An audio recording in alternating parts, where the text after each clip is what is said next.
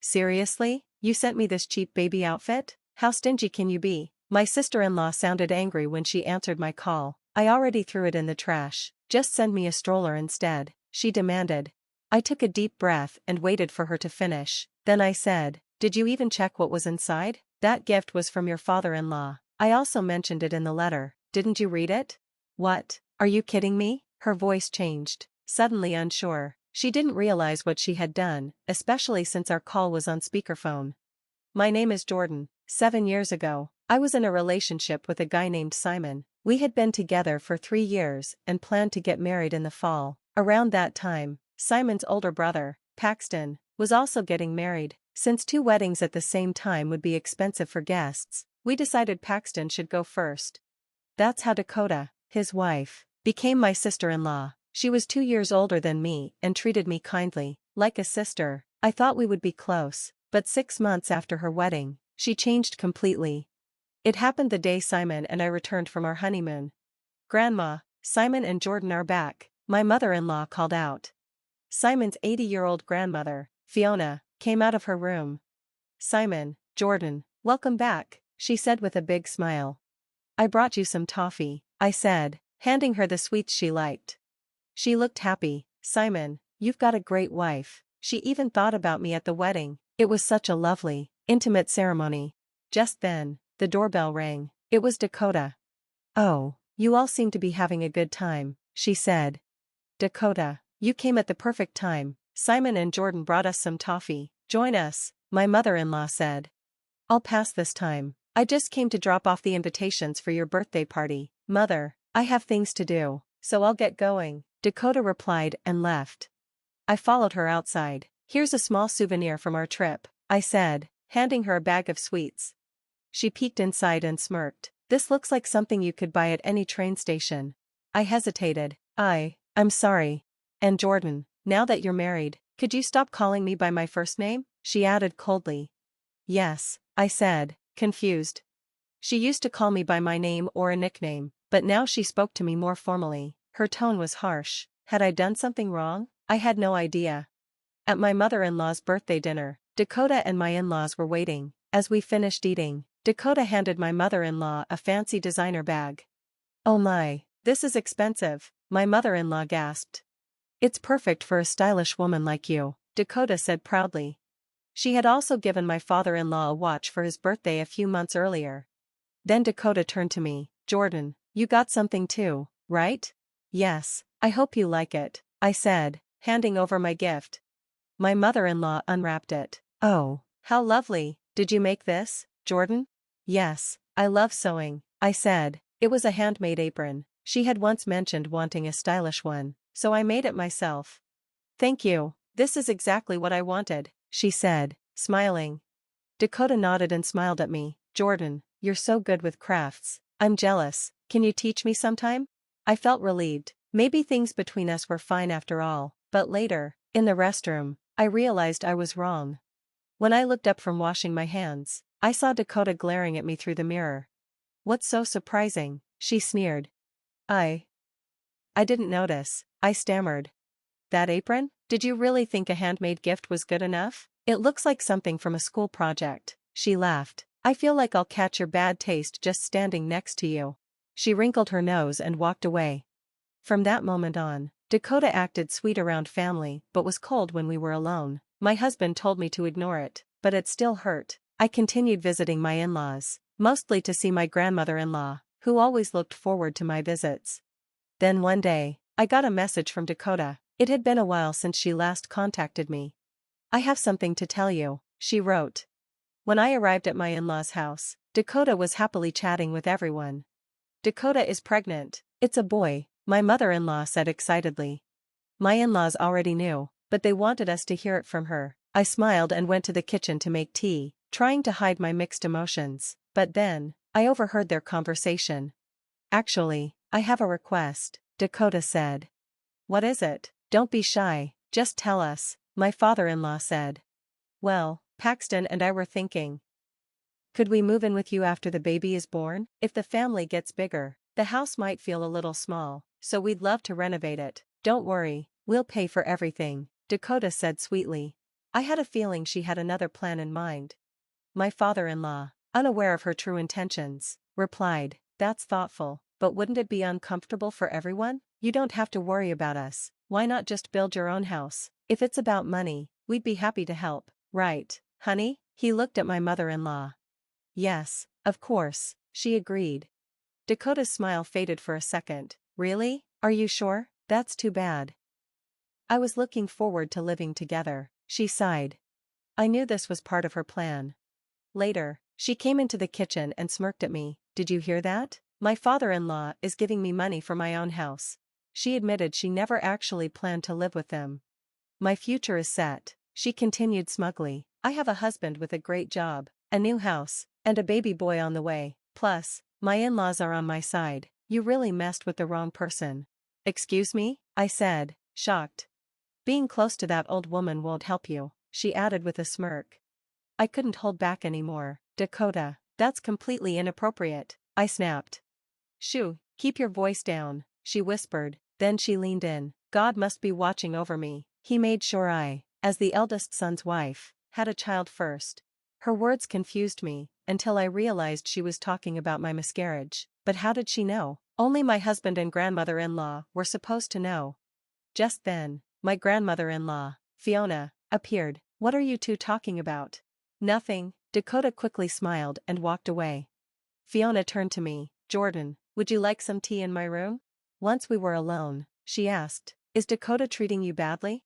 I finally told her everything. When I mentioned that Dakota somehow knew about my miscarriage, Fiona frowned. She must have overheard us talking in this room. I had kept my pregnancy a secret because I wasn't sure how Dakota would react. Sadly, I lost the baby. Now, it felt like she had called us over just to rub her pregnancy in my face. "I can't forgive her," I whispered. Fiona held my hand. "Don't worry, Jordan, leave it to me." Months later, Dakota gave birth to a baby boy. We gave her husband some money as a gift, and I separately sent a present to Dakota's parents' house. She never mentioned it. So, in front of my in-laws and Fiona, I called her. "What, you want a thank you?" Dakota scoffed. "You sent me a cheap, handmade baby outfit. How stingy can you be? I threw it in the trash. Just send me a stroller instead." I put her on speaker. "Dakota, did you even check the gift? Your father-in-law helped with it," I said. "What?" she gasped. "Yes, I made the outfit, but your in-laws embroidered your baby's name on it. I mentioned that in the letter. Didn't you read it?" "Well, what? Are you joking?" she stuttered.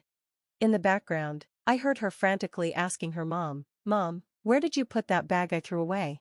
"What bag?" her mother asked. "Ugh, just look next time," Dakota snapped. She returned to the phone, her tone suddenly softer. "Jordan, I'm sorry, there was a little misunderstanding. My mom must have thrown it away by accident. If my in-laws find out, they'll be upset. Please, can you make another one? I didn't mean what I said before, so please, just this once." The same person who had insulted me was now begging.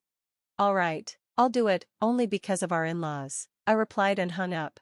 Fiona turned to my in-laws. "Now you see her true colors." Actually, Dakota had skipped Fiona's birthday party, claiming she was sick, but Fiona had already told my in-laws about Dakota's behavior. "I can't believe Dakota would do this," my father-in-law muttered.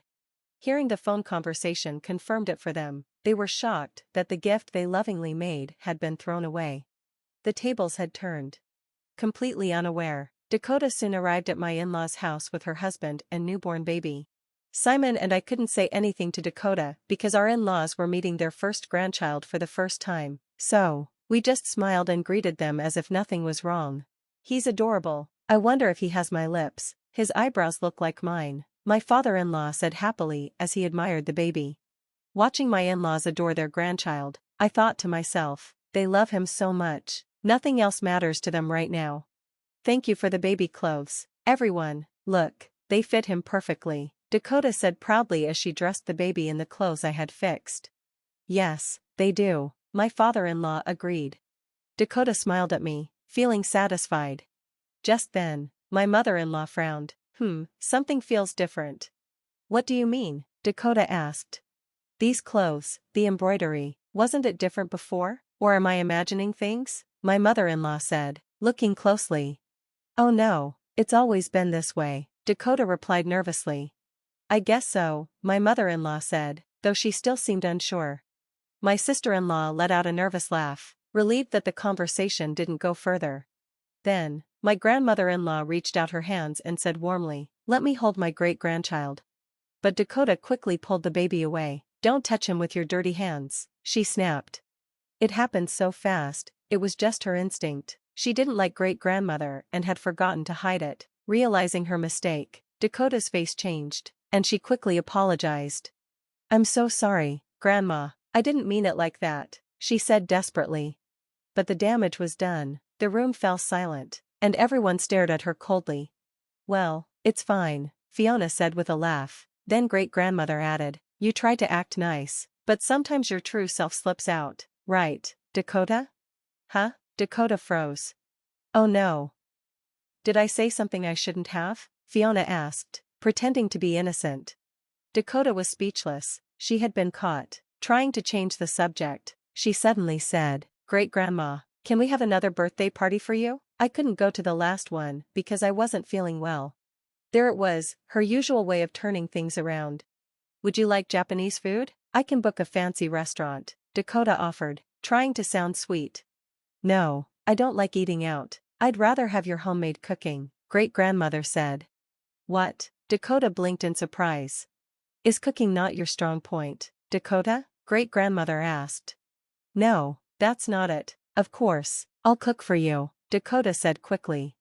Later, she called me. Can you help me cook? She asked. She must have thought I'd save her, just like I did with the baby clothes. But this time, I wouldn't. Sorry, Dakota, but no, great-grandma has had my cooking before, and she would know the difference. If you can't cook, why not just be honest? I told her. She didn't expect me to refuse. Fine, she muttered and hung up. At great-grandmother's birthday party, there were fancy dishes neatly arranged on the table. Wow, Dakota, did you make all this? Fiona asked with a sweet smile. Yes, I did. I just hope you like it, Dakota said, pretending to be modest. But we all knew the truth. She had probably bought expensive food and put it on different plates to make it look homemade. After feeling relieved that she had avoided embarrassment, Dakota handed great-grandmother a gift. Grandmama, I hope you like this and wear it, she said. Great-grandmother looked at it and said, oh, this looks fancy, but it's too much for me. I feel bad, but could you return it? Dakota hesitated. Oh, you don't like it? I can get something else. Then, great-grandmother suddenly asked, Dakota, would you like to live with us? That would be the best present. Then I could enjoy your cooking every day. Dakota's face went pale. Huh? Live together? I thought we agreed that we wouldn't have to do that, right, father-in-law? Dakota stammered. It's just an idea, Fiona added. Besides, Dakota, weren't you planning to live with us? Is there a problem? Dakota was frozen for about 10 seconds before she finally spoke.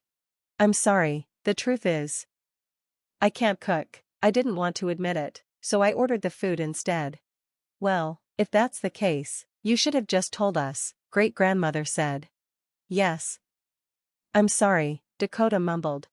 She clearly wanted to move past this topic, but great-grandmother wasn't done. Oh, don't worry, I was only joking about you moving in, she said casually. What? Dakota's face lit up with relief. It was just a joke, great-grandmother repeated. Dakota smiled, thinking she was safe, but then, great-grandmother added, but don't get too comfortable. If you can't handle this, I'd rather you not be in this house at all. What? Dakota gasped. Then, for the first time, her usually quiet husband, Paxton, spoke up. Dakota, apologize to Jordan. Throwing away the baby clothes she made was awful, he said, his voice firm. I had never seen Paxton angry before. Apologize? I didn't do anything wrong, Dakota insisted. I had had enough. Dakota, we all know the truth. Do you want me to show you? I said, holding up my phone. I have all our messages recorded. Want to hear them? Dakota's eyes widened. Stop it, she screamed, snatching the phone from my hand. Her sudden loud voice startled the baby, who started crying in the next room. What do you want from me? I'm the one who wants to cry, Dakota yelled. Oh, really now? I said. Tears ran down Dakota's face. No one said a word. Paxton sighed. Dakota, stop it. Aren't you embarrassed? Just leave. The room went silent. Dakota looked around and, realizing there was nothing more she could do, nodded slightly and left. Her lies and selfishness had finally caught up with her, and this time, Paxton had had enough. Later, he told Dakota he wanted a divorce. She had no job or savings and demanded alimony in exchange for giving up custody of their child, but her parents, understanding how much she had messed up, apologized and paid it for her. She moved back in with her parents and sent Paxton messages, complaining about how annoying her sister-in-law was. She didn't care about her child at all. Paxton had enough. You brought this on yourself, he texted before blocking her. After the divorce, Paxton remarried and lived with his son at his parents' house. Please, call me Hope. You don't have to call me sister-in-law, his new wife said warmly. Hope was kind and cheerful, and the baby quickly grew attached to her. Paxton's new family moved into an apartment near his parents' house, and my husband and I moved into the in-laws' home. Now, my in-laws enjoy spending time with their grandchildren. This year, my grandmother-in-law is turning 86. Today, she sits on the porch, watching the kids play in the sandbox. Nana, here's some toffee, the little ones say, handing her mud balls. She laughs. Thank you, it's delicious. Watching them from a distance, I whisper, Nana, please live a long life and keep watching over us.